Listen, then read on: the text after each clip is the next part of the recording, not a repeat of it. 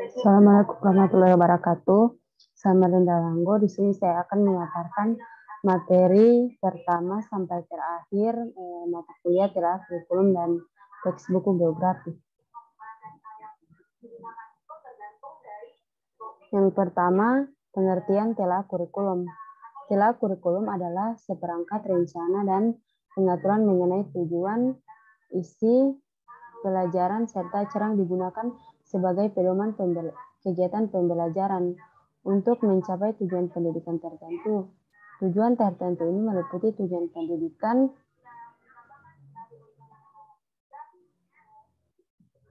nasional, serta kesesuaian dengan kekhasan, kondisi dan potensi daerah, satuan pendidik dan peserta didik. Oleh sebab itu, kurikulum disusun oleh satuan pendidikan untuk memungkinkan penyesuaian program pendidikan dengan kebutuhan dan potensi yang ada di daerah. Pengembangan kurikulum tingkat satuan pendidikan atau KTSP yang beragam mengacu pada standar nasional pendidikan untuk menjamin pencapaian tujuan pendidikan nasional. Standar nasional pendidikan terdiri atas standar isi, proses, kompetensi lulusan, tenaga kependidikan, sarana dan prasarana, pengelolaan, pembiayaan, dan penilaian pendidikan. 2 dari ke-8 standar nasional pendidikan tersebut, yaitu standar isi atau SI dan standar kompetensi lulusan atau SKL, adalah acuan utama bagi satuan pendidikan dalam mengembangkan kurikulum. Materi selanjutnya yaitu tentang KTSP dan kurikulum 2013. Di sini, kurikulum tingkat satuan pendidikan atau KTSP dapat diartikan sebagai kurikulum operasional yang disusun dan dilaksanakan di masing-masing satuan pendidikan. Definisi lain dari KTSP adalah kurikulum operasional yang disusun, dikembangkan, dan dilaksanakan oleh setiap satuan pendidikan yang sudah siap dan mampu mengembangkannya. Sementara kurikulum 2013 adalah kurikulum berbasis kompetensi yang dirancang untuk mengantisipasi kebutuhan kompetensi abad. Kurikulum 2013 memiliki tujuan untuk mendorong peserta didik agar mampu melakukan observasi yang lebih baik, bertanya, bernalar, dan mempresentasikan apa yang telah mereka kuasai. Adapun persamaan dan perbedaan dari KTSP dan K13. Yang pertama, perbedaan dari KTSP dan K13 salah satunya ialah silabus. Silabus yang digunakan adalah silabus yang dibuat oleh masing-masing satuan pendidikan yang berdasarkan silabus nasional. Adapun persamaannya yaitu salah satu ialah struktur kurikulumnya sama-sama dibuat atau dirancang oleh pemerintah, tepatnya oleh Depdiknas. Kurikulum tingkat satuan pendidikan atau KTSP di kurikulum operasional yang disusun dan dilaksanakan di masing-masing satuan pendidikan.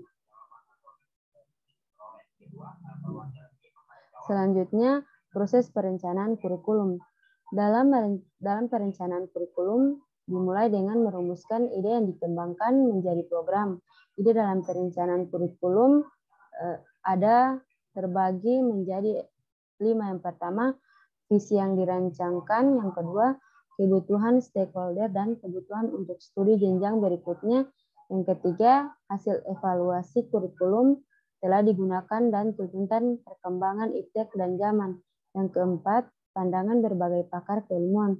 Dan yang terakhir, perkembangan di era globalisasi. Materi selanjutnya, pengembangan kurikulum.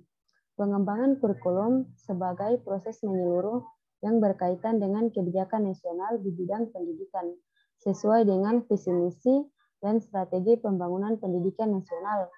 Ada 4 tahapan dalam pengembangan kurikulum menurut tingkatannya, yaitu pengembangan kurikulum pada tingkat nasional, implementasi, serta evaluasi.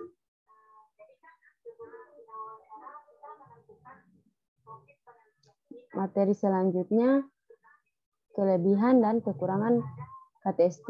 Yang pertama, kelebihan. Di sini kelebihan KTSP ada 4.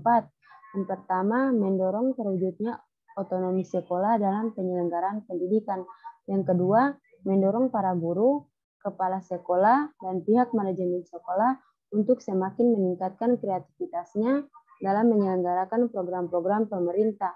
Dan yang terakhir, KTSP sangat memungkinkan bagi setiap sekolah untuk mengembangkan mata pelajaran tertentu. Adapun kelemahannya yang pertama, kurangnya sumber daya manusia yang diharapkan mampu menjabarkan KTSP pada kebanyakan satuan pendidikan yang ada. Yang kedua, minimnya kualitas guru dan sekolah. Yang ketiga, kurangnya ketersediaan sarana dan prasarana pendukung sebagai kelengkapan dari pelaksanaan KTSP.